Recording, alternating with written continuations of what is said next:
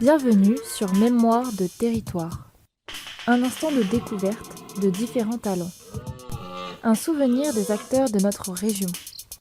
Une trace qui doit servir de mémoire. Une présentation des acteurs de notre territoire. Un instant de découverte avec Découverto. Bonjour, bienvenue sur Mémoire de territoire, le podcast de l'association Découverto. Alors aujourd'hui on se retrouve une fois de plus dans la ferme des Minies, donc cette association qui est installée à Hilbesheim. Donc on est venu là il y a quelques temps. On se retrouve avec de nouveau les mêmes interlocuteurs, donc de nouveau Sophie et Loïc. La dernière fois qu'on est venu, vous nous avez un peu présenté la ferme, son aspect général, voir un peu le fonctionnement de l'association, le fonctionnement, tout ce que vous proposez. Mais en plus de ça, vous avez mis en place différentes animations, donc qui sont des compléments à la visite de la ferme, ou même quelquefois des animations qui se font en dehors de la ferme. Alors du coup, ça c'est aussi un projet qui nous intéresse, donc si vous pouvez nous en parler un peu plus. Oui, donc on fait différentes animations sur site qui sont à destination des scolaires ou d'autres groupes, ou même des personnes si on met en place des journées spécifiques. Donc on propose par exemple une animation sur les petites bêtes, comme on en avait déjà parlé. Ouais. On fait des animations également sur la haie, la haie source de vie qui est très importante, qui justement on en replante sur le site, parce qu'il n'y avait rien du tout quand on a eu ce terrain. Donc c'est important d'en replanter. Je te laisse peut-être continuer si tu veux, Loïc. Ouais, donc pour la haie, effectivement, on essaye de justifier justement l'importance d'une haie, pourquoi c'est important. On a quand même depuis les années 60 perdu un grand pourcentage des haies, peut-être même plus de 50% avec le grand remembrement, ce qui était tout à fait normal. On sortait d'une Seconde Guerre mondiale, on avait besoin de produire de nouveau des denrées alimentaires, mais maintenant aujourd'hui, la question c'est est-ce qu'on peut encore détruire des haies, est-ce que ça vaut encore le coup? Donc ça, on essaye de l'expliquer justement dans cette animation. Après, on a aussi des animations qui vont être en lien avec le milieu agricole. Bon, il y a la haie qu'on aborde un peu d'un point de vue sauvage et agricole, mais on a aussi le verger. On a un verger pédagogique justement présent à la ferme, et on présente les différents fruitiers, l'intérêt d'avoir justement ces fruitiers-là, qu'est-ce qu'on peut faire avec les différents fruits, comment on peut les valoriser, et surtout en fait, comment entretenir un verger.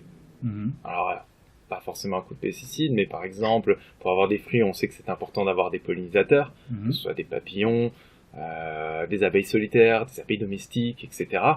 Et du coup, comment aménager un verger pour pouvoir attirer justement cette faune, ces auxiliaires qui vont nous aider pour 3 fois rien, pour 0.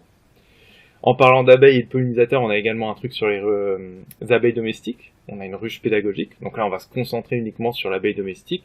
Qui est-elle? Comment on produit le miel? Comment on va le récolter? Quelles sont les menaces qui vont peser aussi sur cette dernière? Et l'importance de l'abeille justement au sein de la nature. Il faut la préserver aussi, voir aussi son importance, parce que certes elle va nous être utile pour produire le miel, mais elle va avoir aussi un rôle assez important à jouer justement dans l'environnement et dans la faune sauvage. Ensuite, que je me repère dans l'espace, j'arrive à la mare là. Oui. Donc la mare pédagogique, on a creusé une mare, ça c'était... Il faut que tu me rappelles les dates. Oui, à l'automne 2022. Automne 2022, c'est ça. Donc une mare qui a été creusée naturellement, qu'on laisse se remplir aussi naturellement, et on va laisser la végétation venir, faire son travail, s'installer. Ça, comme la faune et la flore. Ouais, c'est ça. On veut pas faire trop d'intervention. Des fois, le mieux, justement, quand on veut un environnement naturel, c'est de laisser faire les choses, d'avoir le moins d'intervention possible. On n'est pas obligé non plus de tout contrôler. La mare, pour le moment, on attend qu'elle se remplisse. Voilà. Elle est en train de se remplir tout doucement, et on pourra proposer, une fois qu'elle sera prête, une fois que la végétation aura colonisé et qu'on aura de la faune, proposer des animations autour de ce milieu-là. D'accord. Après, on a une animation au jardin également. Donc on fait semer des graines aux enfants, on leur montre les différents légumes qu'on a semés, plantés au jardin, pour les sensibiliser justement à l'intérêt d'avoir un potager et de s'occuper des plantes. Qu'est-ce qu'il faut pour une plante pour pousser? D'accord, ouais. Voilà, et donc ils sont aussi acteurs, ils repartent avec un petit pot, avec leurs graines. D'ailleurs, on a eu de bons retours, justement, lors d'un marché. Ouais, une petite qui avait un énorme... un haricot, voilà, c'est ça. Il faisait 30 cm, je crois. Ouais, c'était super, un tel il avait l'air de retour, faire quoi. 30 cm de long. Ouais, non, ça, effectivement, pour les enfants, ça doit être fantastique d'avoir un... Ouais, ça, ils aiment bien. Et puis surtout, le côté, je suis acteur dans ma vie. Et même pour les personnes en situation de handicap, ils sont très fiers de pouvoir faire ça. D'accord. Et de pouvoir repartir avec leur petite plante, de pouvoir s'en occuper. Ouais, là, vous êtes équipé pour recevoir les gens avec des handicaps différents. Oui, oui, justement. Donc ça, c'est quand même effectivement important d'en parler.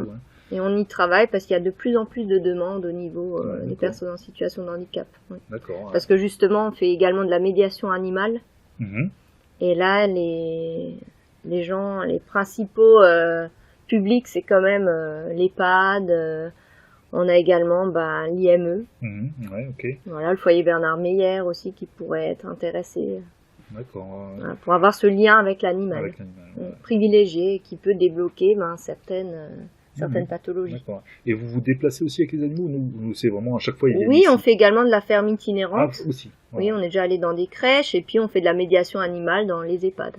D'accord. Ou dans d'autres structures, pas forcément. Non, mais c'est vraiment intéressant parce qu'en fait, je me rends compte que votre activité elle est vraiment assez vaste, variée et en même temps hyper complète, quoi. Hein. On essaie de proposer. C'est ça. Et sur le site, là, en 2023, on a une nouvelle animation qu'on propose. Elle s'intitule De la toison au fil de laine. D'accord. Et donc, on va vraiment valoriser la laine des alpagas ou des moutons d'Ouessant. Ok. Et justement, les enfants ou les adultes vont pouvoir comprendre comment on passe de la toison de l'animal au fil de laine qu'on peut avoir pour tricoter un pull. On va filer au rouet, à l'ancienne. D'accord, Et donc, on leur propose tout le cheminement. D'accord. Et d'être acteurs, de carder, de filer. Ah, c'est fantastique, ça. Ouais, ça les intéresse beaucoup. Les petits comme les plus grands. Dans les animations, dans toutes les animations, Sophie, là, elle a donné des détails, justement, sur acteurs, mais en gros, c'est vrai que c'est aussi notre volonté. Pour chaque animation, on veut que les participants soient un maximum acteurs. Que ce soit de chercher les animaux, que ce soit, par exemple, pour la haie, de faire semblant de voir comment on plante justement des petits arbustes, etc. On veut que... Et même de pouvoir planter pour de vrai, parce qu'on fait des chantiers participatifs également. On fait un appel aux bénévoles. Très bien. Ça arrive aussi. Voilà. C'est juste que la période, c'est en hiver, pour que ça soit plus efficace. Donc on a une animation de haie en été, oui, on fait un peu semblant, mais pour ceux qui veulent, qui n'hésitent pas à nous suivre, justement parce pour que l'hiver. La ferme, elle est ouverte toute l'année Oui, c'est ouvert toute l'année, sur rendez-vous. Justement pour voir l'évolution au fil des saisons, que deviennent les animaux en automne, en hiver. Est-ce qu'ils sortent, est-ce qu'ils restent coincés dans leur cabane, est-ce qu'ils ont peur de la pluie? Non, c'est vraiment intéressant, quoi. Donc ça, on n'a pas fait une liste exhaustive de ce qu'on pouvait faire sur place, mais c'est quelques exemples d'animation et après on essaye de coller au plus près des projets. Ouais, non, là j'ai bien compris que un peu on essaye de varier, oui. Non, c'est vraiment intéressant, voilà. On a quelque chose à rajouter sur ce thème-là. Qu'est-ce qu'on peut rajouter que également on va en dehors du site aussi. On fait aussi des animations qui sont en dehors. Par exemple, au printemps, et ça sera l'année prochaine aussi, ça fait maintenant 2 ans qu'on intervient dans les classes pour parler justement des trames vertes et bleues. Donc l'objectif justement de leur faire comprendre la notion de trame verte et bleue, que c'est justement qu'on a des milieux naturels qu'on appelle un petit peu des zones de refuge, où on va avoir des espèces animales et végétales, sauf que tous ces territoires sont morcelés, fragmentés, avec l'urbanisation, l'activité humaine, et que c'est important de reconnecter tout ça. Donc du coup, avec les enfants, on prend un cas particulier après qui est celui du hérisson. C'est un cas assez simple et puis on peut agir facilement à petite échelle pour pouvoir justement recréer des continuités écologiques pour l'animal. Et pareil, ils sont aussi acteurs. C'est déjà dans un premier temps, où est notre hérisson ? Essayer de trouver sa trace, comment on fait pour le repérer, qu'est-ce qu'on utilise comme outil. Une fois qu'on a des indices ou non, qu'est-ce qu'on peut mettre en place pour améliorer son environnement ? Est-ce que notre zone d'étude va être favorable pour lui ? On les met un petit peu dans un pot de mini-naturaliste, quoi, en quelque sorte. D'accord. Non, ça c'est vraiment intéressant. Vous faites aussi des choses sur la forêt ou Oui. Aussi, on fait aussi des balades nature. J'ai envie d'appeler, on peut appeler ça des balades nature. On a par nature. exemple fait des sorties nature. On en a fait une dans la forêt de Hilbesheim Mhm. qui avait comme thématique le blaireau. Donc on a Ok. vu en long, en large et en travers le blaireau, sa biologie, son comportement, son écologie, les menaces qui pèsent aussi sur ce dernier. Donc Mhm. essayer de dresser un tableau pas forcément exhaustif, mais assez complet de l'animal, pour qu'on puisse un peu mieux le connaître, le comprendre, et peut-être derrière, pourquoi pas, s'y attacher et vouloir préserver son environnement. Parce que mine de rien, le blaireau on pourrait presque l'appeler un espèce ingénieur aussi, Mhm. tant il a d'utilité et d'intérêt pour les forêts. Après, on a également des sentiers, on va se concentrer sur certains milieux en particulier, sur les zones humides, du côté de l'étang-l'Évêque et également de la Sarre. Ok. Ouais. On peut s'intéresser aussi aux pelouses calcaires qui se trouvent près des zones de la terrasse de la Sarre. Mhm. Et également... Il y avait une également, sortie on avait fait une nature sortie- sur le chemin du Castor. Oui, D'accord. du côté de Hof, c'était ça. Donc on parlait aussi de train de verté bleu, mais à un public un peu plus grand. Ouais. Enfin, un Parce grand que le public. castor est déjà arrivé à Ouf alors ou... Alors ils ont fait une prospection. Alors c'était Il était présent. Il était Il était Il présent. était présent, Ouais. voilà. Et si je dis pas de bêtises, le conservatoire Sur les bords de la d'espace, Sarre. Mhm. les conservateurs d'espace naturel de Lorraine, je crois, avaient fait une prospection l'hiver dernier. D'accord. Alors je suis pas sûr, hein, là, Ouais. il me semble, et ils avaient pas trouvé d'indice. D'accord. Mais on a une partie en fait de la rivière qui va être justement sauvage, Mhm. donc qui va présenter des méandres, qui va présenter Mm. des berges. On trouve du saule, du peuplier. Ça, c'est Ouais. des essences que le castor aime bien. Mhm. Donc pour le moment, toutes les conditions sont réunies pour accueillir le castor, où Ouais. il pourrait se sentir bien. Maintenant, est-ce qu'il va venir? Est-ce qu'il va bien s'installer? Est-ce qu'il ne sera pas trop dérangé? Est-ce qu'il Mm. va trouver le confort? Ah ouais. Ça, l'avenir nous le dira. D'accord. Bah, espérons qu'il revienne, parce que c'est vrai que ça pourrait nous aider à survivre dans les décennies à venir, quoi. Hein. Oui. Il fait partie de ces acteurs qui effectivement peuvent nous rendre des grands services sur la partie Gestion d'eau. Gestion de l'eau, tout simplement. Ouais. Non, c'est vrai que ça c'est un problème qui est assez intéressant. Je crois que là en ce moment, ils sont justement en train d'en parler dans la réserve de biosphère. Oui. Donc, C'est ça, ça arrive même que dans certains endroits, ils vont imiter le castor. Mm. Il y avait une ferme, justement, pour pouvoir faciliter l'entrée d'eau dans les nappes qui Ok, étaient situées ouais, au-dessus de la ferme. Eh bien, ils ont tout simplement créé des barrages de castor, artificiellement. Ok, ouais, ouais, Ils ont contacté un naturaliste américain, justement, qui avait beaucoup fait de barrages en castor, qui avait énormément étudié. Et ils ont essayé de les faire de la même manière, de se Mhm. rapprocher le plus possible de la technique de l'animal. Et c'est comme ça qu'ils ont pu avoir de nouveau des prairies humides, mais surtout avec cette eau qui va rester stagnante, qui ne va pas vite être chassée le long du cours, bah, au moins elle a le temps de pénétrer le sol, elle a le temps de remplir les nappes, et ça va permettre en fait d'avoir une bonne réserve d'eau justement pour les cultures et également pour l'agriculture, quoi. Ok, ouais. Bon, c'est très bien. Donc là, on a fait le tour un peu des différentes animations que vous proposez, quoi. Hein. C'est ça. Donc si ces animations, elles sont quand même essentiellement pour les écoles, je pense. Mais est-ce que les particuliers peuvent aussi participer à des choses On comme fait ça, également des sorties pour le grand public. On Ouais. a fait une sortie nocturne, il n'y a pas si D'accord. longtemps, lors des Perséides. D'accord, ouais. Donc ça s'appelait Sensation nocturne, D'accord. pour vraiment vivre le moment où la nuit elle tombe, d'être à l'écoute des différents bruits Ok. qu'on pouvait avoir dans une forêt. Mhm. On a observé le ciel, Ouais. voilà, les étoiles. Après, tu veux peut-être C'est rajouter ça, on avait les- fini avec la constellation, donc le but pareil c'est qu'ils vivent un petit peu la nuit, Mhm. ils essayent de trouver un petit peu les étoiles. Enfin, moi j'imaginais, de mon point de vue d'animateur, je les mets à la place d'espèces nocturnes, qui Mhm. utilisent beaucoup justement les étoiles et la lune pour se repérer. Mhm. Et à la fin, justement, l'explication c'est, vous avez vu à quel point la lune et les étoiles sont importantes. Il y a une des plus grandes menaces, et qui est assez simple, c'est la pollution lumineuse, D'accord. qui va justement créer un espèce de voile, et qui empêche justement ces espèces de pouvoir observer les étoiles, observer la lune, et s'en servir pour pouvoir se diriger. Mhm. Donc ça, c'est la destination du grand public, et puis après, on nous a sollicité aussi pour tenir des stands, se présenter des activités ou faire des animations. lors de marchés par exemple, Voilà. marchés paysans ou Mhm. autres. On peut présenter nos animaux miniatures, Mhm. proposer aux gens de pouvoir les caresser. On a également, on aborde certes des choses en lien avec la nature et le vivant, Mhm. mais on peut aborder aussi des thèmes dans le développement durable. D'accord. Là, cette année, on s'est lancé sur la sobriété énergétique. Ok. Donc on a fabriqué des objets low-tech. Mhm. Donc c'est une mouvance qui veut qu'on fabrique à partir d'objets recyclés des objets utiles, Mhm.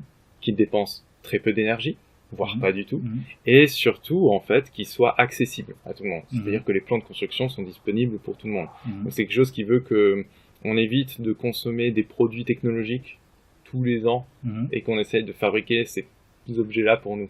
Ça peut être un four solaire, donc qui va cuire grâce aux rayons du soleil. Ça peut être un lave-linge à pédales. Vous avez un vieux vélo, vous avez une machine à laver qui ne sert plus à rien. On connecte les deux. Et du coup, vous avez juste à pédaler pour pouvoir laver votre linge et faire tourner. Et puis en même temps, ça vous fait du sport, ça vous améliore votre cardio, ça fait du bien à la santé. D'accord, ouais, donc c'est carrément presque un principe de vie, quoi, la ferme des mini, quoi. C'est ça. C'est ça. On essaye au maximum. On essaye de sensibiliser, d'expliquer pourquoi, quelles sont les menaces qui pèsent sur l'environnement, le manque de ressources. Il y a ce côté sensibilisation de dire attention, on va peut-être droit dans le mur, etc. Mais on veut aussi apporter des solutions. On va avoir un message qui soit aussi optimiste. On peut dire ça, ouais, plutôt optimiste de dire, ok, vous avez le constat, on vous donne les clés en main et les arguments pour dire que le constat n'est pas bon. Ce n'est pas encourageant du tout, mais voici ce qu'on peut faire. Voilà, on va faire au mieux, on va dire. On va faire au mieux. Et le but, c'est qu'on n'est pas du tout, on veut pas critiquer les gens, on veut pas dire, vous faites pas assez, c'est pas bien, on n'est pas du tout ça. On essaye un peu de libérer un petit peu la parole parce qu'on trouve que les gens osent pas trop parler des fois de sobriété énergétique, ils ont un peu peur de se faire critiquer et nous on n'est pas du tout, on sait que chacun a son histoire, chacun a ses leviers sur lesquels il peut agir ou non et chaque petit geste va aider. Et un petit geste c'est mieux que zéro. Rien du tout. Donc même si vous faites un petit truc et vous avez l'impression de ce que j'ai fait ça sert à rien à l'échelle globale, non, c'est déjà ça, c'est on prend. Et on essaie d'encourager ça, de rendre ça un peu fun, amusant, en disant c'est ça comme un défi sympa à faire, tous ensemble. D'accord. Non, c'est bien parce qu'en fait, on voit que vous œuvrez pour la biodiversité, mais en même temps, il y a un vrai message sur peut-être une autre manière pas de vivre, mais au moins de voir la vie. Et je trouve que globalement, c'est quand même très positif. Je vous propose qu'on s'arrête là pour aujourd'hui. Oui. On se revoit quand vous voulez pour parler de ce que vous voulez. Alors, merci. Merci à bientôt. À bientôt. À bientôt, ça marche. Un instant de découverte avec Découverto. Un instant de découverte de différents talents. Un souvenir des acteurs de notre région. Une trace qui doit servir de mémoire. Une présentation des acteurs de notre territoire. Un instant de découverte avec Découverto.